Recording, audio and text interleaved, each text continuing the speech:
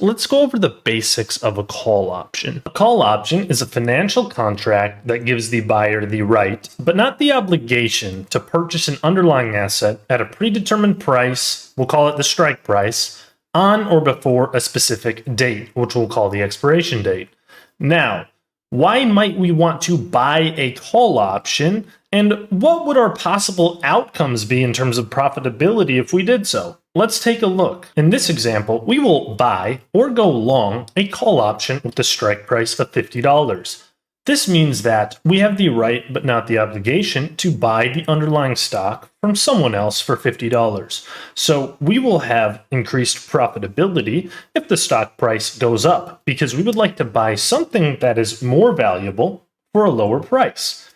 But in order to get the option to do this, we have to pay a premium right up front of $5. So let's walk through on this table a couple of examples of how much money we'll make at the end of the life of this option based on different underlying stock prices. Now, if we just take a simple example of when the stock price is $0, that means that we will not exercise this option because the stock price does not exceed the strike price. So in the column that I've labeled max of stock price minus strike price, or 0, we're just going to put $0 because we won't expire option.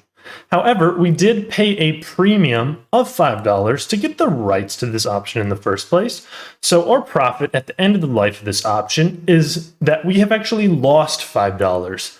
And it's the same scenario if the stock price is 50, because we would not exercise this option. We're not going to buy something for 50 that's only worth 50. There'd be no point in doing this exchange. So we've lost 5 again. However, when the stock price is 53, we are going to exercise the option because we want to buy something that's worth $53 for only $50. That has a value to us of $3. However, we still had to pay $5 to get the right, and that was the premium for this option, and our total profit is that we've lost $2.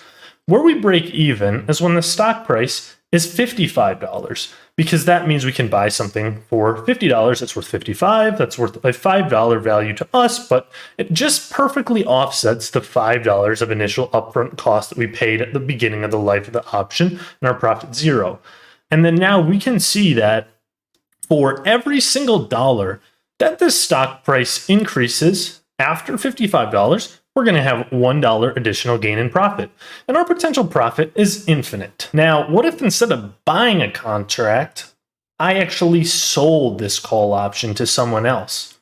Well, that would mean that I have sold away the right to someone else to buy something from me at a specific price. Now, let's look at how this profit profile might look for me at the end of the life of this option. Now, if we're bearish, we might sell this call option or short a call option with a strike price of $50, which means that whoever bought the call option from us will have the right to purchase the underlying stock from us for $50, no matter what the price of the stock actually is.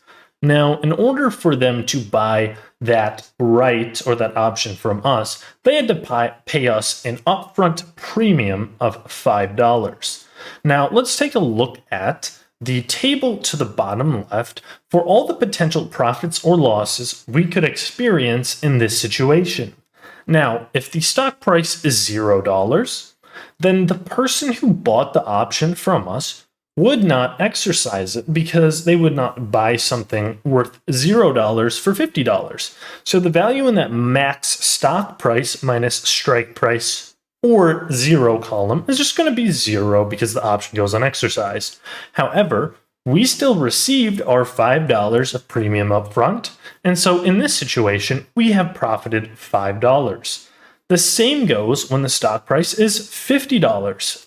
They won't exercise the option. We got our premium. We're still up $5. However, that's where it starts to change. So when the stock price is $53, they will exercise that option against us. They'll buy something that is worth $53 from us for only $50. That represents a $3 loss to us. However, we still received our $5 premium up front, and so our profit is still $2. However, at $55 is when this whole thing breaks even for us because they can buy something for $5 less than it's worth. So we lose $5 there. We did receive the $5 up front in the premium. Our profit is exactly 0. However, for every dollar after $55, their profit goes up $1 for every incremental price increase in the stock price by $1. So we actually have an unlimited potential to lose money should the stock price rise significantly. Thank you for watching this video, and check out RyanO'ConnellFinance.com for one-on-one tutoring with me, and feel free to watch any of my other option videos which you will see here or here.